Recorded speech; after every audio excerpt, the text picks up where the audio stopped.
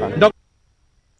तो लगातार 8 राउंड की मीटिंग हो चुकी है पर हुण तक कोई नतीजा नहीं निकल सकिया और केंद्र सरकार वालों किसानों को लगातार तरीक उत्ते तरीक दी जा रही है पर हल इसका कोई निकलता होया नजर नहीं आ रहा। उधर राहुल गांधी का केंद्र सरकार ते निशाना राहुल गांधी वालों साधिया गया है। किसानों के नाल गलबात फेल होने ते राहुल गांधी ने एक बार फिर तो केंद्र सरकार को घेरिया। ट्वीट करके सरकार की मंशा ते सवाल चुके गए ने राहुल गांधी वालों और तरीक ते तरीक देना सरकार की रणनीति बन चुकी है। राहुल गांधी वालों एक गल अपने ट्वीट दे विच साफ की गई। तो तुहानू दस दें कि राहुल गांधी और इस दे नाल ही तमाम अजिहे विरोधी धिर ने जो कि इस वेले केंद्र सरकार को घेरन दे विच कोई कमी नहीं छड्ड रहे।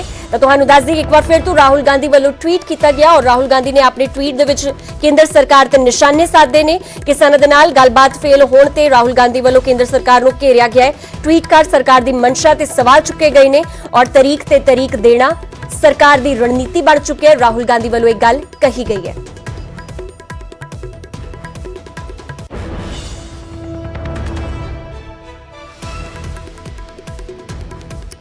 तुहानू दस दें इस वेले लगातार सियासत भी सरगर्म है और विरोधी धिरा कोई कसर नहीं छड्ड रहा केंद्र सरकार को घेरन दे विच और लगातार राहुल गांधी वालों भी लगभग हर दिन ही ट्वीट कर दिता जाता है और ट्वीट दे विच केंद्र सरकार ते निशाने साधे जा रहे हैं। जिस तरह बीते दिन 8वें राउंड की मीटिंग हुई और वो भी बिल्कुल फेल नजर आई तो उस तो बाद हुण राहुल गांधी वालों एक ट्वीट किया गया जिस दे विच वो लिख रहे कि नीयत साफ नहीं है जिनकी तारीख पे तारीख देना स्ट्रैटेजी है उनकी। तो एक तरह बहुत ही ज्यादा एक कह सकते हैं पोएटिक लहजे दे विच उन्हां वालों एक ट्वीट किया गया है। तो किसानों के मुद्दे ते अज एक बार तुहानू दस दें कि फिर तो राहुल गांधी वालों ट्वीट किया गया और उस दे विच केंद्र सरकार उत्ते निशाने भी साधे गए ने।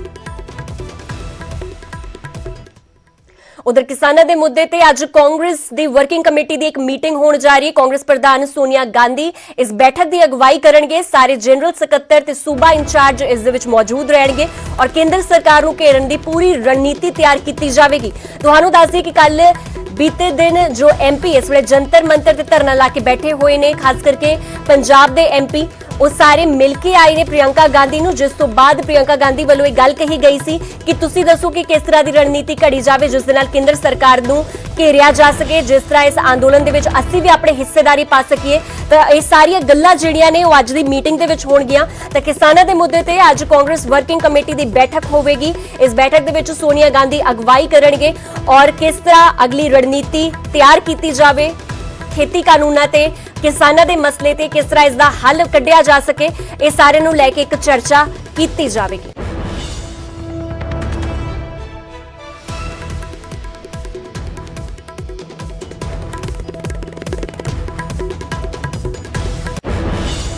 तो उधर दूजे पासे सियासी लीडर भी नालों नाल अपना नाम चमका रहे ने। इस मसले ते कांग्रेस ने मोदी सरकार खिलाफ लड़ाई लड़न की रणनीति बनानी शुरू कर दी है।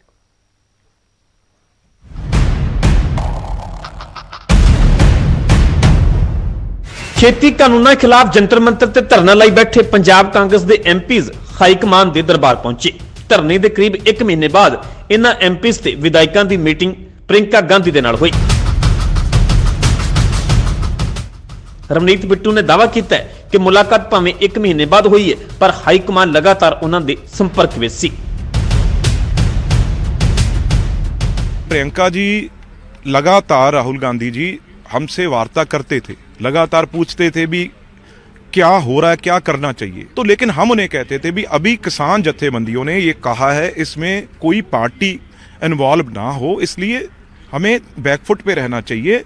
जो किसान संघर्ष कर रहे हैं उन्हें करने देना चाहिए। तीनों कानून वापस, ये सीधा प्रियंका जी का था भी तीनों कानून जितनी देर वापस नहीं होंगे आज के बाद सबसे प्लानिंग करके एक नई रणनीति और जितनी देर जड़े ना हिल जाए सरकार की वो बड़ी प्लानिंग करके कांग्रेस पार्टी प्रियंका जी और राहुल जी मैदान में अब उतरेंगे। मीटिंग च किसानी मुद्दे ते विचार चर्चा की गई। आने वाले दिनों च इस मसले ते केंद्र सरकार नूं किवें घेरना है, कांग्रेस किवें अपने तौर ते इन्हां कानूनां दे खिलाफ अंदोलन तेज करेगी, इस बारे रणनीति घड़ी गई। प्रियंका जी ने जो 60 से ज्यादा लोग इस आंदोलन में शहीद हो गए हैं उनके परिवार के साथ सहानुभूति जाहिर की और उन्होंने कहा कि हम तकड़े होकर ये किसान की लड़ाई लड़े। कांग्रेस पार्टी हमारे और किसान के साथ चट्टान की तरह खड़ी है और हमें इन 3 बिल रद्द करवाने के सिवाय सरकार के पास कोई विकल्प नहीं है। और किसान अगर आज कोई हल नहीं निकलता तो कांग्रेस पार्टी एक सरकार पे प्रेशर डालने के लिए ये किसान की मांग बंधवाने के लिए एक बड़ा ऐलान करेगी। ਖੇਤੀ ਕਾਨੂੰਨਾਂ ਖਿਲਾਫ ਕਿਸਾਨ 26 ਨਵੰਬਰ ਤੋਂ ਦਿੱਲੀ ਦੇ ਬਾਰਡਰਾਂ ਤੇ ਬੈਠੇ ਹੋਏ ਨੇ। ਪੰਜਾਬ ਕਾਂਗਰਸ ਦੇ ਐਮਪੀਜ਼ 1 ਮਹੀਨੇ ਤੋਂ ਜੰਤਰ ਮੰਤਰ ਤੇ ਧਰਨਾ ਦੇ ਰਹੇ ਨੇ, ਪਰ ਹੁਣ ਕਾਂਗਰਸ ਹਾਈ ਕਮਾਨ ਨੇ ਖੇਤੀ ਕਾਨੂੰਨਾਂ ਦੇ ਮਸਲੇ ਤੇ ਕੇਂਦਰ ਦੇ ਖਿਲਾਫ ਦੇਸ਼ ਵਿਆਪੀ ਮੁਹਿੰਮ ਛੇੜਨ ਦੀ ਤਿਆਰੀ ਕਰ ਲਈ ਹੈ। ਦਿੱਲੀ ਤੋਂ ਪੰਕਜ ਕਪਾਹੀ, ਨਿਊਜ਼ 18 ਪੰਜਾਬ।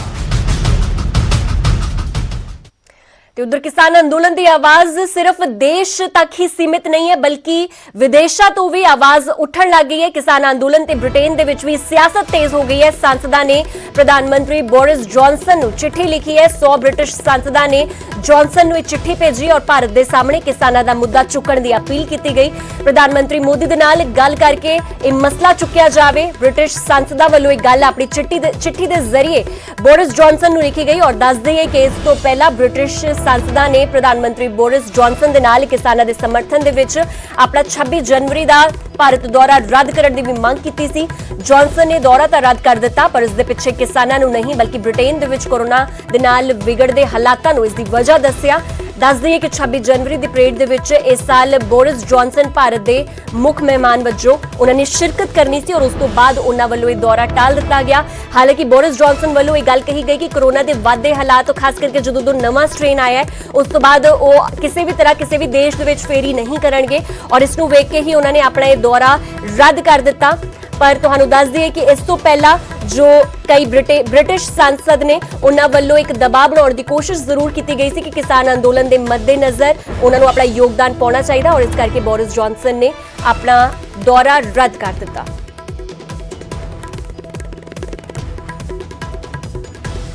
ਜੋ ਇਸ ਸਮੇਂ ਇੰਡੀਆ ਦੇ ਵਿੱਚ ਕਿਸਾਨ ਸੰਘਰਸ਼, ਕਿਸਾਨ ਅੰਦੋਲਨ ਚੱਲ ਰਿਹਾ ਹੈ, ਉਸ ਨੂੰ ਲੈ ਕੇ ਦੁਨੀਆ ਭਰ ਦੇ ਵਿੱਚ ਲੋਕ ਫਿਕਰਮੰਦ ਨੇ।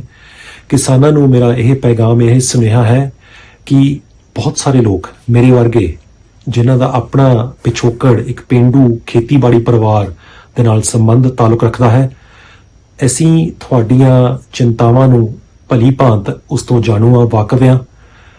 ਤਦੀ ਮੈਨੂੰ ਇਹ ਬੇਹੱਦ ਖੁਸ਼ੀ ਹੋ ਰਹੀ ਹੈ ਤੁਹਾਨੂੰ ਇਹ ਦੱਸਣ ਦੇ ਵਿੱਚ ਕਿ 100 ਤੋਂ ਵੱਧ ਯੂਕੇ ਦੇ ਐਮਪੀਜ਼ ਨੇ ਇੱਕ ਚਿੱਠੀ ਤੇ ਦਸਤਖਤ ਕੀਤਾ ਹੈ ਜੋ ਕਿ ਯੂਕੇ ਦੇ ਪ੍ਰਧਾਨ ਮੰਤਰੀ ਬੋਰਿਸ ਜੌਨਸਨ ਨੂੰ ਪੇਸ਼ ਕੀਤੀ।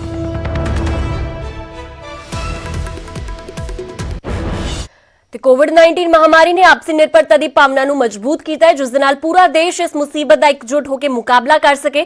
ਵੈਕਸੀਨੇਸ਼ਨ ਦੇ ਐਲਾਨ ਤੋਂ ਬਾਅਦ ਜ਼ਰੂਰਤ ਹੋਵੇਗੀ ਕਿ ਅਸੀਂ ਆਪਣਾ ਮੋਹਰੀ ਯੋਗਦਾਨ ਦਈਏ, ਜਿਸ ਦੇ ਨਾਲ ਅਸੀਂ ਇੱਕੋ ਸਮੇਂ ਵਾਇਰਸ ਨੂੰ ਹਰਾਉਣ ਵੱਲ ਕਦਮ ਵਧਾ ਸਕੀਏ। ਅਤੇ ਨੈਟਵਰਕ 18 ਇਸ ਮੁਹਿੰਮ ਦੇ ਵਿੱਚ ਹਰ ਕਦਮ ਤੇ ਤੁਹਾਡੇ ਨਾਲ ਹੋਵੇਗਾ। ਜਦ ਤੱਕ ਸਾਰੇ ਸੁਰੱਖਿਅਤ ਨਹੀਂ ਹੁੰਦੇ ਉਦੋਂ ਤੱਕ ਕੋਈ ਸੁਰੱਖਿਅਤ ਨਹੀਂ ਹੋਵੇਗਾ। ਇਸ ਸੋਚ ਦੇ ਆਧਾਰ ਤੇ ਕੈਂਪੇਨ ਸੰਜੀਵਨੀ ਦਾ ਉਦੇਸ਼ ਇਹ ਸੁਨਿਸ਼ਚਿਤ ਕਰਨਾ ਹੈ ਕਿ ਵੈਕਸੀਨ ਪਾਉਣਾ ਸਾਰੇ ਭਾਰਤੀਆਂ ਦਾ ਅਧਿਕਾਰ ਹੈ।